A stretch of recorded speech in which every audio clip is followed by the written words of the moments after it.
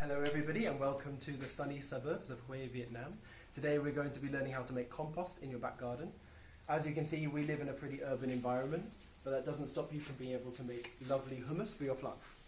So people often overcomplicate making compost, so I'm going to try and keep it simple. The first thing you're going to need is a container. Now I've made this container from bits of wood that I found in the local forest and put it together with some wire. It's about 50 centimeters high, 50 long in a cube. This is about the smallest that you're going to want your compost pile to be. Any smaller and it's not going to get hot enough. The bacteria, the thermophilic bacteria inside are going to break this down and it's going to get really hot. If it's a really, really big pile, you can make yours a lot bigger than this. It's going to break down beautifully. But any smaller is not going to be good enough. Second thing to note is that there's a lot of air gaps coming through in between the wood. That's essential. You want your compost pile to be aerobically respirated. That means that there's going to be a lot of air coming through into your pile. If there's not air in your pile, you're going to get anaerobic respiration inside. And that's what happens when it smells really bad. That produces chemicals like alcohols that are going to be toxic to your plants. So definitely don't want anaerobic respiration. The next thing we're going to need is some ingredients. So we're going to basically put organic material into a pile, mix it together, and use bacteria, nematodes, protozoa, and other organisms to transform that carbon and nitrogen that's locked up into the organic material into beautiful soil. So the first thing that you need to know is that all organic material has varying levels of carbon and nitrogen. So here we've got dry leaves that I picked up from the forest. We have food scraps. We have a lot of rambutan skins, but we have vegetable scraps underneath. And we have fresh green clippings of, that is Chinese water bamboo. And all of these ingredients have varying levels of carbon and nitrogen. So, for example, dry leaves from the forest have about 60 parts carbon to 1 part nitrogen. Food clippings have about 20 parts carbon to 1 part nitrogen, and fresh grass and other legumes like alfalfa or clover have about 20 or 15 parts carbon to 1 part nitrogen. Cow manure, for example, has about 15 parts carbon to 1 part nitrogen. The overall mixture should have about, the overall mixture of our compost should be about 30 parts carbon to 1 part nitrogen. So that you need to kind of work out the quantities that you will want in your pile depending on your ingredients. We're also trying to make a bacterially dominated compost. Now that means that, what does that mean? That means we're trying to foster as much bacteria in our compost as possible so that our vegetables and annual crops that we grow in our garden here can really benefit from them. If we make it too fungally dominated by putting things like wood chips in, it's good for perennial shrubs and trees, but not for our annual vegetables. The science of that I won't get into in this video, but maybe we'll make another video on that. So what we're going to do is we're going to start layering up our compost, our organic materials, bit by bit. And we're going to start with a layer of leaves at the bottom to soak up any moisture that we're going to get from the tree.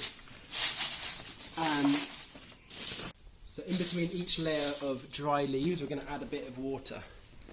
Okay, we don't need to add water after the grass clippings or the food because it contains 70% moisture, whereas the dry leaves don't contain any moisture, so we need to add water. After each layer of leaves, we're going to then intermix with our food clippings and our grass clippings. It's important to say at this point that a lot of composters distinguish between green and brown material. Green material simply means high in nitrogen, and brown material simply means high in carbon. So for example, these food scraps and grass clippings are high in nitrogen, so they will be classified as a green, whereas these brown leaves are classified as a brown because they contain so much carbon. And there we go. Add some water. Now I've chosen brown leaves, dry leaves from the forest, because they have a lot of inoculated fungi already decomposing them.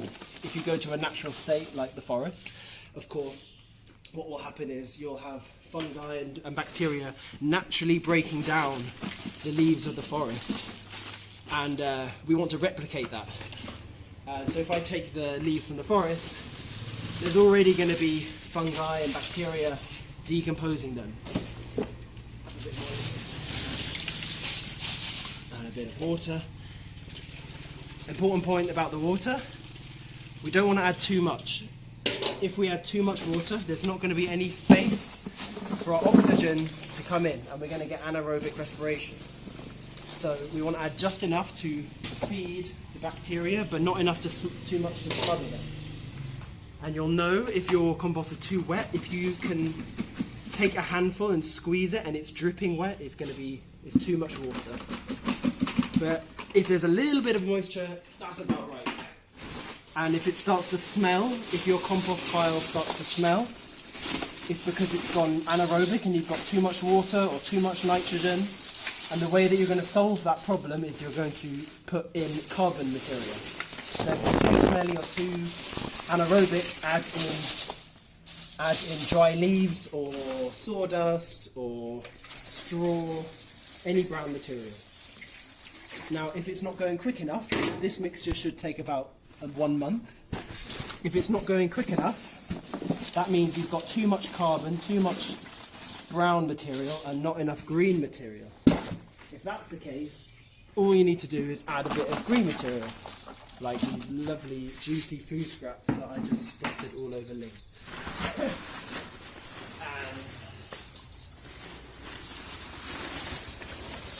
We've got a bit of fresh dragon in there. Nearly finished. Some star fruit that I've found as I was walking. It's important that your scraps are broken down a little bit. If we put in them whole, the bacteria don't have as much surface area to start breaking down that fruit, for example.